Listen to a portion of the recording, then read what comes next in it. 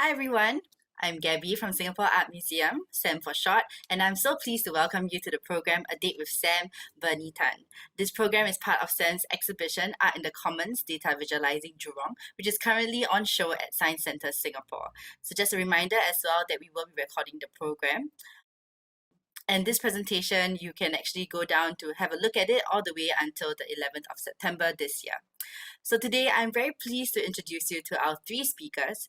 First, the artist of A Shapeless Mess, A Network of Times, Berny Tan. From SAM, we also have the curator, Kenneth Tay, and last but not least, myself, a museum educator from SAM and the main coordinator for this project.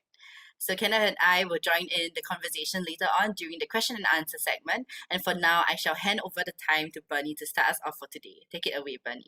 Hi everyone, thanks for being here and thanks to the SAM team for organizing this talk. Let me just start sharing my screen.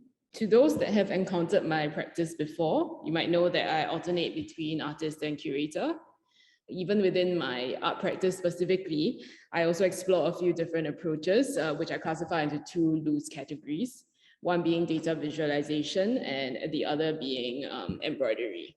Regardless of approach, what underlies all my work is an interest in how systems can be subjective and how the subjective can be found in systems.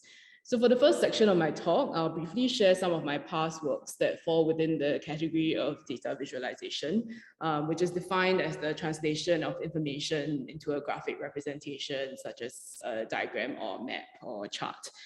So the seed of this was actually planted back when I was doing art as a subject for my A-levels. I felt dissatisfied with the artwork that I had created for the practical component, not because of the quality, but because I felt it was not a sincere reflection of my internal state. So to put it simply, it came across as being very irrational and detached, to me at least. And when I had spent much of my 2 years in junior college feeling and managing some intense emotions, so it got me thinking that I wanted to make work that could express these tensions between my rational and emotional sides, rather than leaning into one side at the expense of the other.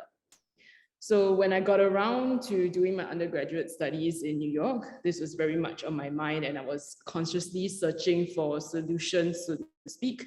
And one possibility emerged around 2011 when I happened to visit this exhibition at the Museum of Modern Art, called Talk to Me, Design and the Communication Between People and Objects. In this exhibition, I saw this diagram that visualized the 2008 presidential campaign donations for John McCain and Barack Obama. It showed that Obama not only received significantly more donations than McCain, but that a large proportion of his funding came from the accumulation of donations under $100, which is the large blue section that you see here. According to Pitch Interactive, the designers of the infographic, they found a high number of students, artists, unemployed, and self-employed people who fell into this bracket. And I thought the infographic was such an effective way of representing the galvanizing effect of to the point that this seemingly objective, quantitative diagram was actually able to convey a qualitative sense of hope. So during the same semester that I saw the exhibition, I was taking a poetry class that had assignments requiring us to create visualizations of the poems we were studying. This provided me the opportunity to experiment with infographics. One of the texts we read was T.S. Eliot's The Wasteland, which is a 434-line poem first published in 1922. Although it remains one of the best known and most representative poems of the modernist period, it can be quite challenging to read, partly because of how Eliot draws on references and quotes from multiple sources. When the poem was first published in a book, Eliot even included pages of notes and explanations in order to increase its bulk. So as a tongue-in-cheek nod to this, I created an infographic that identifies and classifies every single known direct reference in The Wasteland. Each rectangle represents one line in the poem, and each section of rectangles corresponds to one section of the poem. But the irony of this infographic is that it doesn't necessarily help you read or understand the poem any better beyond showing how complex and diverse the references are. In fact, 35 years after Eliot published The Wasteland, alongside all his notes, He would say in a lecture, "I regret having sent so many inquirers off on a wild goose chase after tarot cards and the Holy Grail." This line was included right at the bottom of my infographic, since what I felt like I was visualizing was not the poem, but the wild goose chase. This was the origin of my interest in the application of the visual language of data visualization to seemingly ungraphable subjects, and how diagrams could possibly communicate not just information, but personal experiences, emotions, and interpretations. In the final year of my undergraduate degree, this culminated in 2 works which looked at how being away from home could shape one's conception of one's own identity. So during the time I was in New York, I was preoccupied with the connection between my identity and my language, and not just about speaking English or Mandarin, but or my grandmother's 𝘮𝘩𝘬𝘴𝘮𝘬 dialect, but also about the way in which I spoke English with a different accent and slang in Singapore versus in America, and how the act of speaking affected me internally. So Mother Tongue explored this based on a 26-minute conversation I recorded with my mother and my grandmother, in which I asked my grandmother questions related to migration, language, and identity. As my grandmother only speaks in the southern Chinese 𝘮𝘮𝘴𝘮𝘮 dialect, while my own knowledge of 𝘮𝘮𝘮 is rudimentary, my mother served as translator from between the two of us. So I interpreted different parts of this conversation through 16 drawings in pencil and watercolor, each depicting its own diagrammatic approach, combined with my handwritten thoughts, questions, and memories. So a similar work, which was done after the previous work, study of conversational patterns in phone calls to my grandmother, was based on the repetitive nature of my weekly phone calls to my grandmother, in which she asked the same questions and gave the same advice over and over, as elderly people often do. And I always replied monosyllabically because I couldn't engage in a conversation in her language. So I created a diagram out of thread and pins, with each length of thread representing the length of one conversation, winding through notes corresponding to my grandmother's usual questions. So in these works, not only was I using diagrams to represent qualitative rather than quantitative data sets, I was also rendering these diagrams in softer mediums that could easily be erased or taken apart. So in places, they were note-like, acknowledging their own uncertain fragmentary nature, foregrounding my subjectivity. So this is something that has remained key to my use of data visualization. What is fundamental to my practice is how the acts of internalizing, analyzing, interpreting, organizing, and representing the so-called data set are always filtered through my mind and my hand, such that the diagrams feel closer to a diary or sketchbook than they do to a scientific or academic study. Rather than conveying objective conclusions, they are meant to feel open, loose, and subject to modification. This is an approach that I've also applied to my readings of literary texts beyond that first class assignment that I talked about. In another work from my final year of my undergrad, I created a site-specific installation that draws from Roland Barthes' text, A Lover's Discourse Fragments, in which he describes aspects of love and desire. But rather than being about the content of the book, this installation focused on my experience of reading it. The very first time I read it, it seemed as if he had written everything that I wanted to put into words. But when I read it again after a few years, I found myself feeling disconnected from the text. So there were 2 parts to this installation. The first was a semi-sculptural infographic in which I used pins and threads to illustrate how Barthes referred to numerous authors, texts, and conversations with friends, and so forth, which he listed in the margins of each chapter. This represented my initial strong connection with the book and was installed across the hallway from a lift door. So on the lift door itself, I screen printed the second part of the installation, which was the prose piece I had written as a sort of breakup letter to the book. This was annotated with thoughts, corrections, and mini diagrams using a pastel pencil. The inevitable opening and closing of the door, the lift door was still being used at the time, rendered the text difficult to read in one sitting, like a fading emotion or memory. Another project that responded to literary text was Aisle to Aisle, a collaborative year-long reading exercise with 𝘮𝘩𝘴𝘮𝘬, who was a graphic designer at the time, but she's now a performance artist going by the name 𝘮𝘩𝘴𝘮𝘮. Every week for a year, we read 10 pages of Jules Verne's novel, The Mysterious Island, and without consulting one another, we each generated a diagram based on what we had read. This went on for 50 weeks. The diagrams became reflections of the process of reading itself, as influenced by our personalities and experiences throughout this year, and recorded the convergences and divergences of our relationships with the text. So these are all the diagrams that both of us created throughout the course of a year. So a bit more recently, I created an installation for islands, an experimental platform that at the time occupied 8 showcase windows situated in the 3rd floor passageway between Peninsula and Excelsior shopping centers. My work was based on Italo Calvino's 1972 book, Invisible Cities, which imagines an extended conversation in which the explorer Marco Polo describes 55 fictitious cities to the Emperor Kublai Khan, all organized in an intriguing mathematical structure. So the installation used the showcase window's decades-old styrofoam backing as canvases for diagrammatic studies, rejecting the more predictable approach of illustrating Calvino's rich visual imagery. I instead mapped the novel's underlying systems, proposing alternative ways of reading and interpreting the information contained within its pages.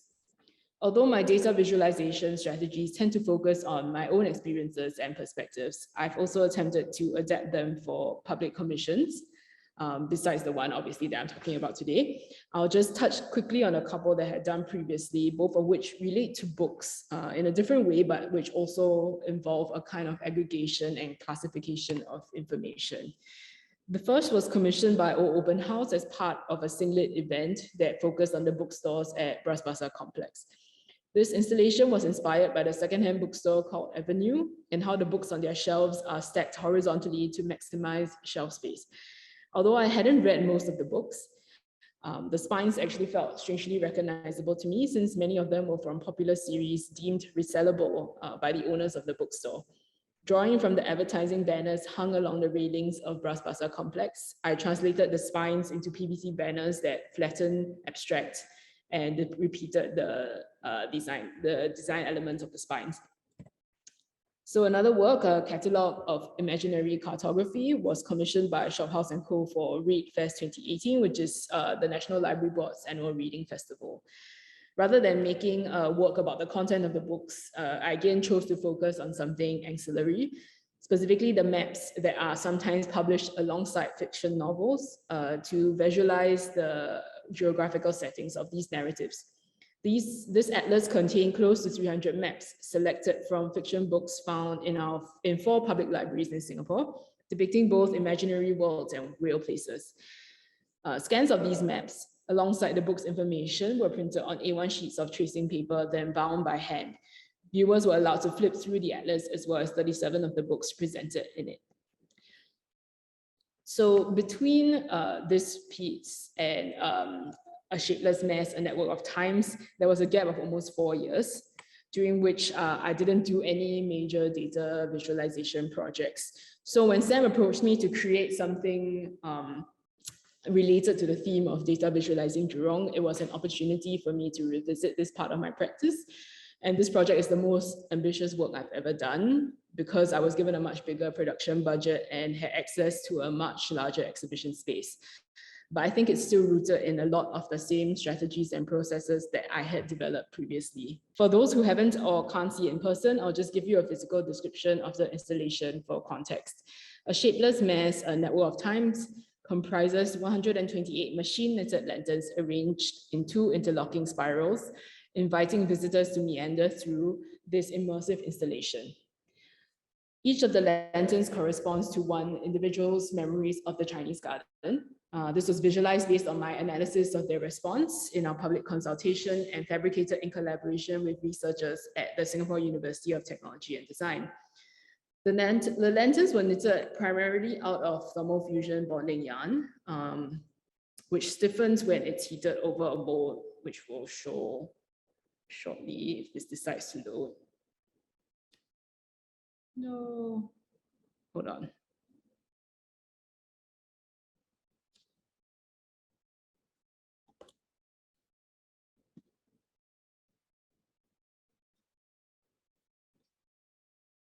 Okay, I'll just show it here first. So essentially, this allowed us to create the lantern forms entirely out of yarn without using any additional reinforcing structure. So let me show you. So after heating it, which it is being heated with a heat gun right here so that it's contracting. So when it's taken off the mold, it actually retains its shape. Okay.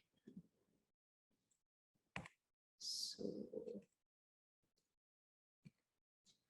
there are also 3 other parts to the installation, a series of diagrams that explains the systems I used in the data visualization, 8 hanging scrolls that show the progression from data to code to knitting instructions, and finally a video that documents the fabrication process, which is a little bit of what I showed you just now.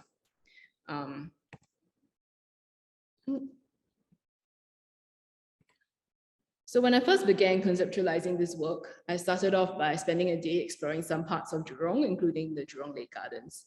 I saw that while the Chinese garden was closed for redevelopment, still visible across the water were its pagodas, bridges, gates, and other architectural features. Surrounded by scaffolding, construction vehicles, debris, and bare ground, the scene of the Chinese garden in limbo struck me as being very surreal, and I began to think about how one's memories could maintain the sense of a space when that space is not currently accessible. Personally, I have childhood memories of only 2 locations in Jurong. One is the Science Center and one is the Chinese Garden. But my memories of Chinese Garden are actually quite vague. I visited it with my family during the Mid-Autumn Festival, so I only remember the warm glow of the lanterns in the night. And still, I decided that this memory and this more recent visit to the Chinese Garden could be the personal experiences that framed this project for me. So both the memory and the visit influenced the eventual form of the installation, the lanterns within a dark space like in my memories, and this image of one of the 6-sided pagodas enclosed in scaffolding, which to me resembles a lantern. Knowing that I would need to create a data set to work with, I designed a series of simple questions for the public consultation to collect memories of the Chinese garden. The idea was not only to gather descriptions of the environment, but also memories that might be otherwise abstract or even absurd. I wasn't so bothered about accuracy, so it was fine for responses to be brief, vague, or even incorrect. Essentially, my goal was to generate a set of texts about the Chinese garden that I could then interpret in a way similar to my works I had created about a lover's discourse or invisible cities. So I'll show you the Google Sheet that I used. So once we had collected enough responses, I put them all into this Google Sheet and began experimenting with different ways to analyze and classify the responses. So this is from the first few questions that I asked. These are the responses. And then I was doing things like kind of going through them one by one and categorizing them, finding common themes and looking at how they were described and how much detail they were described in, then doing things like generating word clouds and stuff like that. As I was trying to figure out, my angle for kind of dealing with the data. So several common themes and motifs began to emerge, but I was still finding it challenging to come up with a physical or even just a visual form to represent all this information holistically. So at this point, I decided yet again that I would use a literary text to help me conceptualize the work, which was 𝘯𝘬𝘬𝘴𝘴's 1941 short story, The Garden of Walking Paths. The title refers to a mysterious project by a Chinese official who had supposedly retired to do 2 things: write a vast and intricate novel and construct an equally intricate labyrinth. He was murdered before he could complete his novel and left behind, in one translation, they translated it as a shapeless mess of contradictory rough drafts, which seemed to make no sense, while the labyrinth was never found.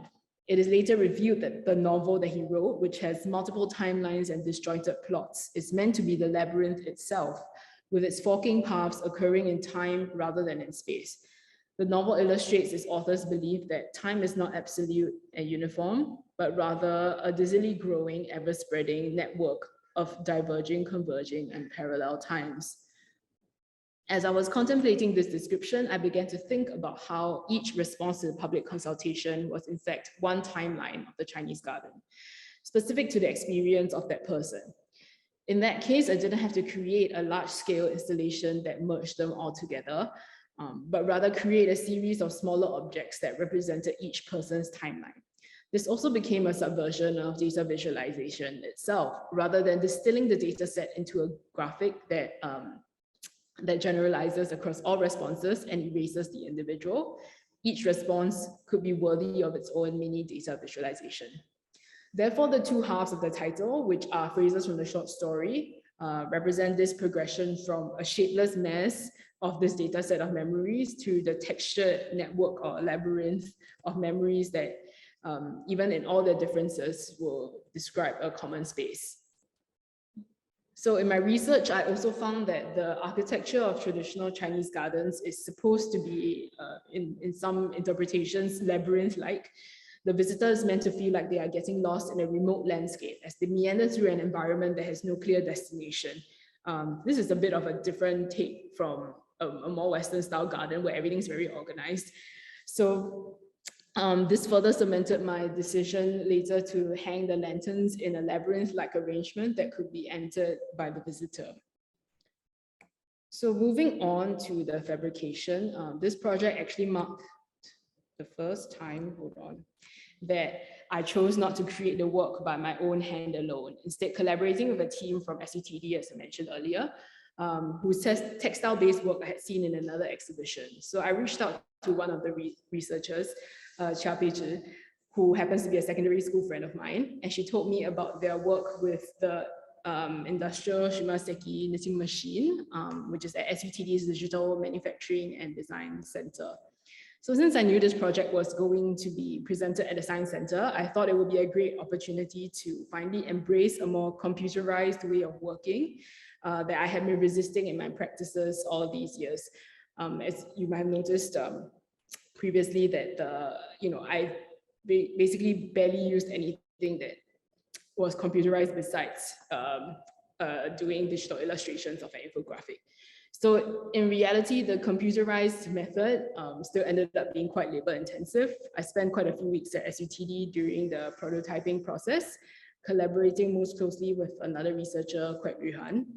So Yuhan wrote all the code, operated the machine, and also functioned as a sounding board for developing the forms of the lanterns. Not only did he propose what materials to use, but our discussions helped to complexify the way that I was thinking about the data set and how that could translate into the eventual pattern and form of the lanterns. Yuhan also came up with a tool to visualize patterns of the lanterns before we knitted them. So this is what they would look like if they are, I guess in a sense, unfolded or like not in the hexagonal form that they are in now. So we could decide which variable would map to which aspect of the pattern and make changes without having to physically knit the lanterns. And of course, once we knitted a test lantern, we would notice other issues. For example, certain patterns and colors would become difficult to see once we introduced an internal light source. So we would have to go back to the drawing board again until we finally came up with a form that we were satisfied with. So these are just some examples of the prototypes that we went through throughout that whole process. Oh, it's hanging again. Although the lanterns might not look entirely diagrammatic and do not exactly convey information in a clear and legible way, it was still important to me that every single aspect of the installation be determined by the data set, including the arrangement of the lanterns and the height at which they were hung. So in the interest of time, I won't break it all down. So I'll walk you through one example of how the data translated into the visual form. So as you can see here, this is a graphic representation of the lantern. The pattern of the lantern features 10 sun waves, corresponding to the 10 most common motifs mentioned across all responses. This meant that I counted, organized, and ranked the occurrences of all motifs such as pagoda, lake, bridge, and so on, and I counted them myself because that's how I work. And each sine wave could be activated by 3 variables. The more detailed the description was, the thicker the line. The more movement was mentioned in the description, the higher the amplitude. The more subjective the description, the higher the frequency. These were all determined by scores given by me on a scale of 0 to 5 based on my subjective interpretation of the response. So then it was plugged into the code written by 𝘱𝘓𝘓, which would then translate it into the pattern. As a result, someone who didn't mention pagoda at all had a barely active pagoda line. Someone who said pagoda would have a slightly activated line, and someone who said, I remember climbing up to the top of the pagoda on a rainy day and being able to see the entire garden, would have a very, very activated line. So if you'd like to know more about other decisions that I made, we can talk about it in the Q&A later. But to end off my presentation, before we get to the conversation, I'll return to the Garden of 14 Paths. Borges's text was also formative in another sense. At one point in the story, one character asks another, in a guessing game to which the answer is chess, which word is the only one prohibited? And the answer is chess, because of course you can't reveal the answer to the question or to the puzzle in the question itself. So it made me think about my installation as a guessing game to which the answer is garden. Instead of literally representing the Chinese garden, I wanted to create an abstract immersive space whose form is still determined by the memories of the garden that acknowledges the impossibilities of replicating this currently inaccessible location. Thank you so much, Bernie, for that wonderful talk. It was so insightful. I feel like I almost had a little peek into how your brain works, and how you're really very intentional and considered when you make decisions in your art making. And I think it really is very interesting to hear more about what really goes behind the different works that you've done. So thank you so much for sharing that. At this point, I think Kenneth is already on as well. So we'll be approaching our Q&A segment. So I would like to just invite all of the audience, whoever is listening right now, if you have any questions for Bernie, for the exhibition, anything that you were kind of thinking about, or any comments that you would like to make, do add them into the Q&A function at the bottom of the screen, and we will select some of them to talk about in this subsequent segment. So just to begin, I just have a question. So Bernie, because your work tends to draw very much from literature and a lot of different texts that you read, I'm quite curious to ask what kind of books are texts, or what kind of text kind of like interests you, or what are you drawn to? Maybe you could share also if you're currently reading anything at the moment. I'm not reading anything, but yeah, I've been too busy with other stuff to read. But so I think, first of all, I think I need to connect with the text in some way. Like in the case of like A Lover's Discourse, there was an emotional connection with the book where, I was like an emo teenager who wanted somebody to like write all my feelings out, and that book happened to do that for me. At least the first time I read it, and then after that I did the breakup letter part of it. So like that one, that's actually the first book that made me want to make an infographic. It's just that I didn't make it until years later, and it's because the book has in the margins all these references, like he will say, this line was, came from this conversation with this person, or this movie, or this other book, or this poem. And I just thought that was like this system that was lying underneath the text that was sort of visible, but still very much shaping your experience of reading. So I think books that have that quality kind of lend themselves to the kind of work that I was trying to make at the time, where I'm not making a visualization of the graph, of the content, but it's like a visualization of your experience, things about the reading experience that aren't very obvious, but then they feel like almost like a choreography that's happening beneath the text. So for example, I didn't talk about this piece, but I did do one infographic in between, in that big 4-year break, which was actually based on a short story that written by Ken Liu. And it has many different perspectives, in this story. And so what I did was I graphed out or I charted out the way that it flips between a lot of different perspectives. So I think that's like when there's a kind of a movement or system underlying text, that's when it clicks for me. So of course it doesn't happen, like most texts are not necessarily written in a way, so it doesn't always happen. Yeah. Oh, okay, that's so fascinating to hear. So, so do you usually, for example, like hear about a particular system that was maybe already like known about, or are they usually revealed to you as you finish the book or finish the text? Well, like for Invisible Cities, okay, when it was mentioned to me, or when I first encountered the book, or whoever who told me about it, I mean, I knew that it was a series of short stories, short text about fictional cities. But I think I didn't realize the kind of mathematical quality of it. So I think a lot of the time it's not that it's known as something that is very systematic, and therefore I decide to make a work about it.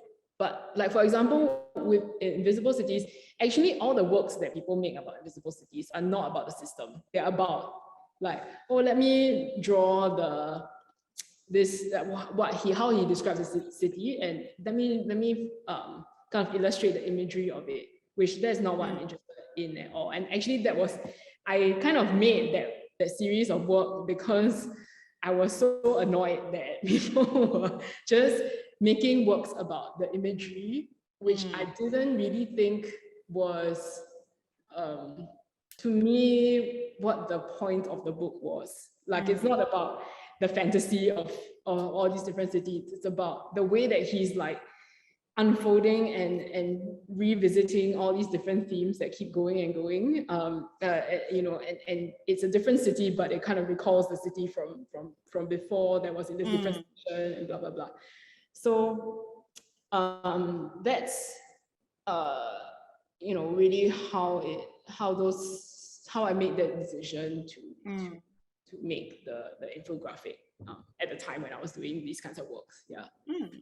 Yeah, I think that's really quite interesting. And I mean, also for this work, somebody that I was speaking to kind of mentioned that this is the first time that someone was presenting something that reminds them of the Chinese garden without actually having any pictures, but presented in all of these like different forms. So I think it's really interesting.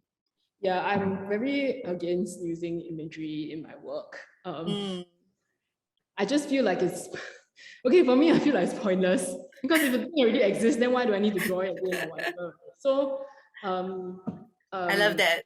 Yeah, as in I don't want to do anything that, and I'm not the best, person who can draw or paint.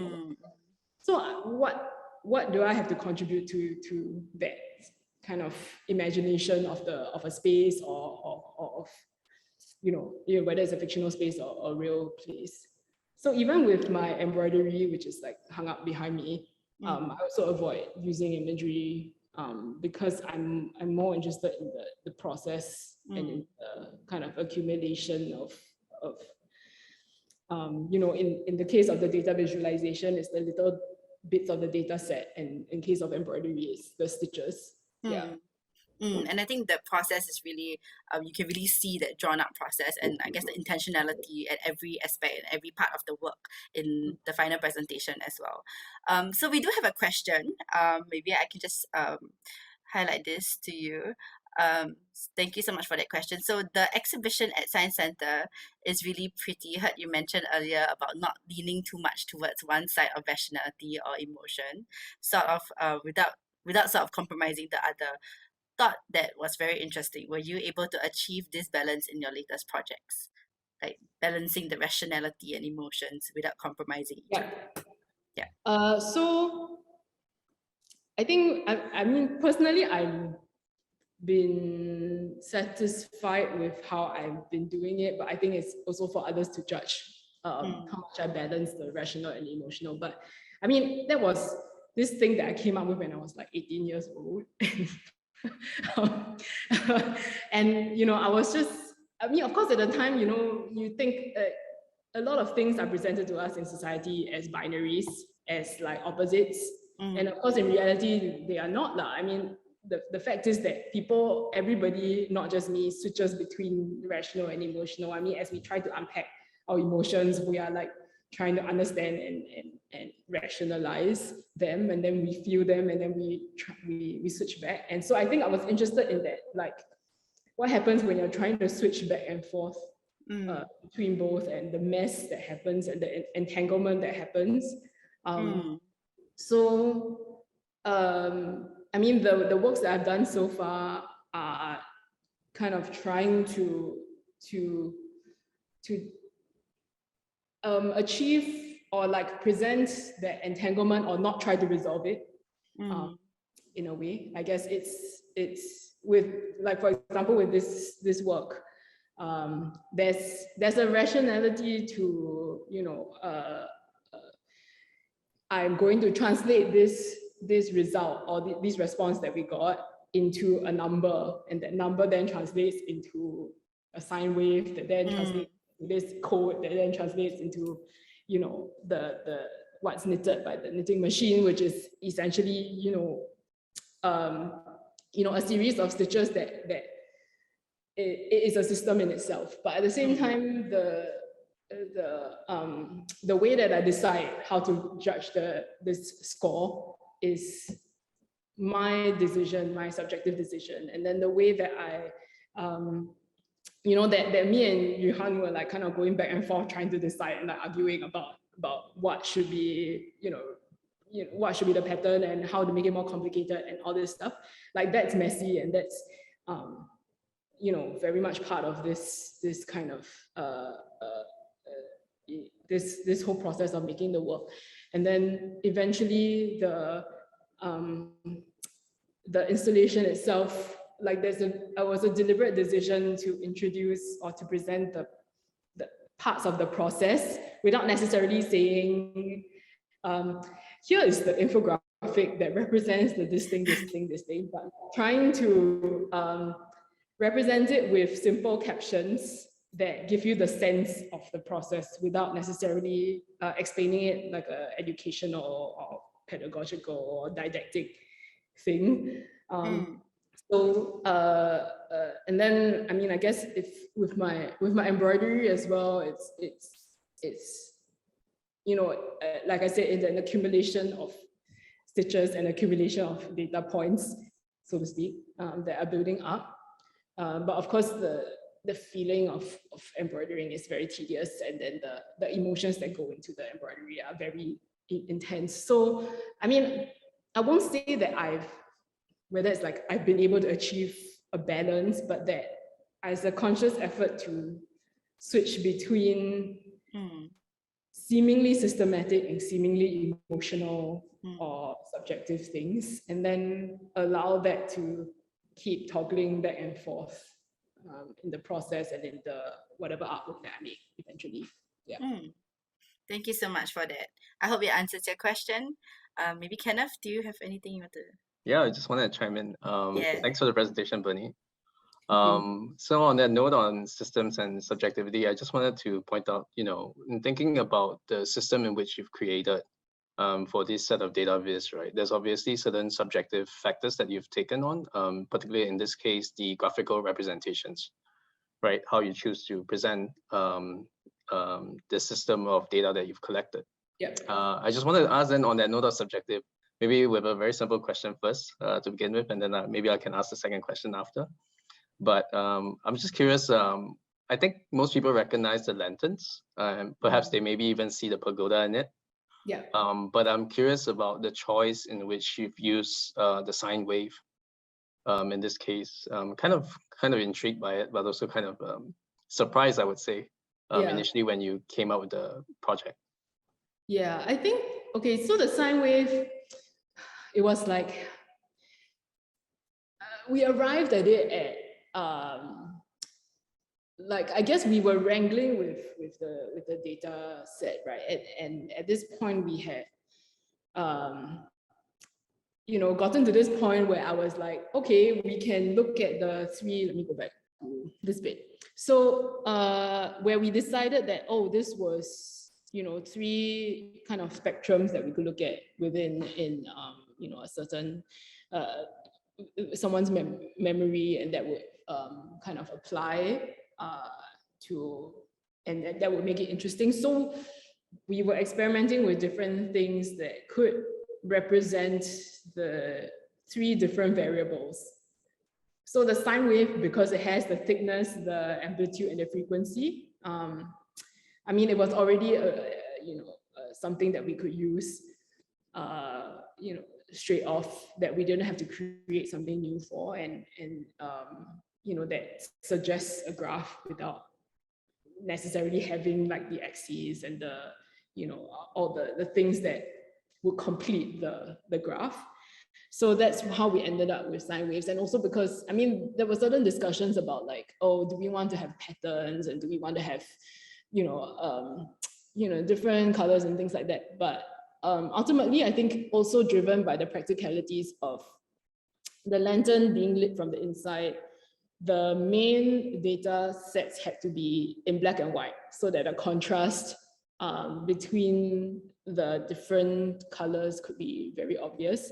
So that's why you know, we decided to stick with a single line rather than a pattern, because if you notice, again, hold on, let me find a picture.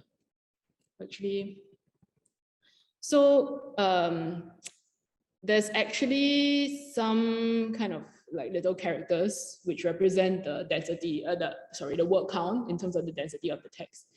So, I mean, we were trying to make that work for other variables, but it just didn't work because it was just so illegible to a certain point, like after a certain point that you know, it didn't really make sense. Yeah, so I think we had to make those decisions based on the practical nature of the material, and also like what I wanted to get out of the data. Like something that was complex enough, but not so complex that you're like, why did you push it, you know, to that stage? You didn't really need to push it to that stage. Yeah. Yeah, the reason why I asked is also like, you know, as someone who kind of seen some of your earlier works, you know, they tend to be, even with the data viz sort of language, they tend to be straight lines, however entangled they are, they tend to be straight lines. So that's why I mentioned when I said I was kind of initially surprised with the decision. But I kind of liked it. I mean, very much when, you know, when you were talking to me about the work, it kind of, when I first saw the, you know, the prototype, and when I first saw it lit, of course, it kind of reminded me of, you know, earlier on when you were speaking about, you know, the parallel times, right? In which, in Borges's text. And in a way, I mean, a lot of these waves have different variations to them, right? Depending on the respondent's core memory. But then they also, because of how they're kind of presented in these layers, they kind of remind me of the parallel lines, or parallel times rather. Which also brings me back to my initial observations as you were speaking in the last, you know, half an hour or so. I realized that there's this occurrence in para as a kind of preposition. I speak of that in the sense of, you know, para in relation to parallel lines, parallel times, as well as, you know, the need to paraphrase something, right? When you're speaking about Borges's text itself. But then also I'm quite interested in your interest in what we call, I guess, for some of us who might be more literarily inclined, in your use of paratext. And for the benefit of others, these means, I guess, in Bernie's terms, it will be ancillary text. That is not the text in itself, but rather, you know, the things that surround the text, right? Whether we can think of the front cover of a book, for instance, the preface to a book, or the epigraph to a book, basically things that are not the text but surrounds it somehow. And so as you're speaking on, I realized that this para as a preposition kind of keeps surfacing in some ways. And I wondered whether maybe the para as a preposition is a way to think about the way you approach things. almost is like you don't want to speak about it directly, right? You kind of want to weave something around it, and never to speak directly to it, but rather maybe beside and parallel to it. And I wonder what, I just was kind of interested to hear what your response might be to that, actually. Yeah, actually that, I had just had another epiphany. We were talking about epiphanies before we invited the attendees in, but actually I don't know necessarily why I do it. Although I guess it has something to do with the idea that they already wrote the text. So why do I need to make work about the text when the text is in itself? I have a lot of respect for it, and they made the decision, or the translator who translated the text made the decision to write it in this certain way, and I don't need to make another representation of it. But what's my contribution is how it feels to move through a text, and how it's I guess how I read it, and how reading is not just comprehension, and it's not just like what we do or what we have to do for exams, basically, but it's a kind of a more malleable experience. And there's a lot of things that actually are wordless in the process of reading. So that's one part of it, but the other part of it that I just had an epiphany about was that it's actually something that comes up in my embroidery as well. So this idea that you switch between articulating and encoding, or something being legible and something being illegible, that's very much a part of my embroidery, and that actually came out of when I was wanting to make work like that came out of an emotion, but I didn't feel, let's say it was because I had certain feelings about an issue or about a person, but then I didn't feel like it was right to identify the issue or person. Like, it's not my place to identify who that person is, and I shouldn't be exposing that thing, but I can talk about my feelings about it, and I can talk about the kind of the way that I kind of in the margins of it. And I mean, you can psychoanalyze it and talk about how I felt like I was the outsider when I was a child, and blah blah blah. I mean, I'm sure that plays into it, but this idea of switching between those two modes is something that I find very rich and generative. And in fact, there's a quote from Roland Barthes' 𝘮𝘀𝘀 discourse that I use as a kind of philosophy, even though I have my feelings about the book have changed, but there is this line, or this section where he says, "I want you to know that I'm hiding something from you." And then it goes on, something like that. There's the paradox of, in this case, he's talking about unrequited love, and like, you don't want to say that you have these feelings for this person, but you also want the person to know that you have those feelings. And that's what he was writing about, so-called writing about, but I was interested in that dynamic, that I tend to find also myself getting caught in, like not being able to say, and I mean, it's not exclusive to me. Everybody has this experience of like, I don't want to say that thing, but I also want you to know it without me having to say it, that kind of feeling. And there's a reason why that feels so intense, and for whatever kind of situation. Yeah, I mean, we have one more question. But maybe what I can do very quickly is maybe to ask you a very quick question before we go to it. Or Gabby, should we take this question? I think we might have time for one or two more questions, right? Yeah. I think we can have two more questions. Okay, maybe I'll pass along that question first if you can't see it. So someone anonymous asked, I'm curious if any of the interviewees have seen the exhibition and given their thoughts on being part of this project. The interviews, I mean, those who are my friends have seen it, but I made this deliberate decision not to identify whose response is whose, because I'm using this as a microcosm to represent this larger collective memory of the Chinese garden. So the way that, they might use a survey of 1,000 respondents to hypothesize about what, like statistically the larger society is kind of, what kind of their views are. So it's, even if like the interviewee went to this installation, I'm not going to point out which one was theirs. And in fact, I will have to go and really go into the like original Excel sheet of the questionnaire to dig up which one is theirs based on when they replied and if they even left their name or email for us to get in touch with them if we needed to. Yeah, so I mean, it was a simple questionnaire. I think most people probably took less than 5 minutes on it, although some people wrote very, very long descriptions of it, which I'm thankful for.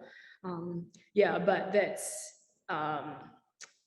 it's not meant to be an anecdotal artwork in that sense. Yeah.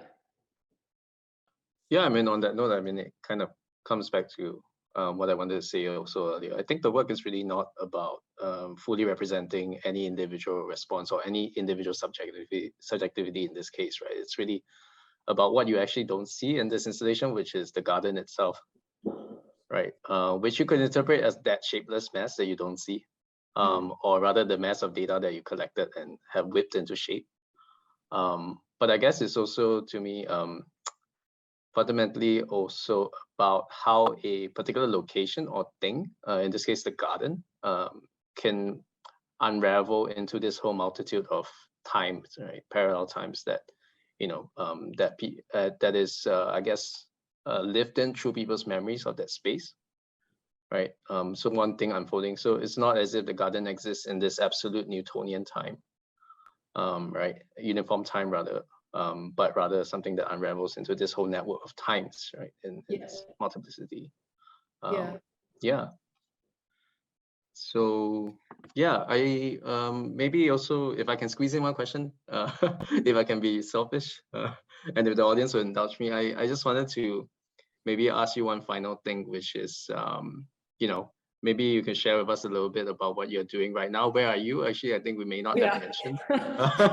Right. So actually, Bernie's not even in Singapore, people. Yeah. So maybe you can tell us a little bit about that and what you might be doing yourself. Yeah. So I'm actually in South Korea right now, a little bit outside of Seoul, central Seoul, on a residency with the Museum of Modern and Contemporary Art here. So what I tend to do in my practice is that I will jump between different parts. So I will curate for a while and then I get bored and then I will go and do some embroidery and then I'll curate again. And then when I did this whole big data visualization project, so I'm here, I'm focusing more on my embroidery and like a little bit of writing. So